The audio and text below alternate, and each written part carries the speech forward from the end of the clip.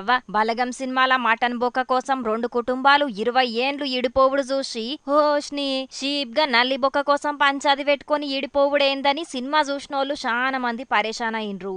గదంటే cinema బయట గట్ల జరుగుతదా అని కూడా అనుకున్నారు చాలా మంది. కానీ నిజామాబాద్ కాడ గదే మటన్ బొక్క జయవట్టి ఓ లగ్గమే క్యాన్సిల్ అయింది. జగిత్యాల జిల్లా మెట్పల్లిలుండే అబ్బాయికి నిజామాబాద్లుండే అమ్మాయితోని లగ్గం కుదిరింది. అయితే పోయిన నెలల ఎంగేజ్మెంట్ జరిగింది. ఆ ఎంగేజ్మెంట్ ల పెళ్లి కొడుకు సుట్టపోలకు మూలుగు బొక్కలు వల్లేవట. ఇక మాట మాట వెరిగి కొట్టుకునేదాకా పోయింది పంచాది. పద్ధతేనాయే అట్లుంటది మరి తెలంగాణల పెళ్లి దావత అంటే.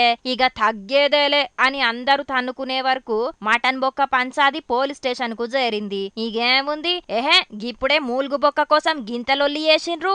ఇక మీతోని సంబంధం కలుపుకుంటే అంతే సంగతి అని పెళ్లి పిల్లోళ్ళు అనుకున్నారో లేకపోతే మీరు ఎంగేజ్మెంట్ కే చక్కగా తిండి పెట్టలేరు, ఇక మీతోని సుట్టరికం కలుపుకుంటే మా కడుపులు ఎండినట్టే అని పెళ్లి పిలగానోళ్ళు అనుకున్నారో ఏమైందో తెలియదు. మొత్తానికి పూలు పండ్లు పెట్టుకున్నాక పెళ్లి పీటలెక్కాల్సిన పెళ్లి మటన్ బొక్క జయ్యబట్టి క్యాన్సిల్ అయింది.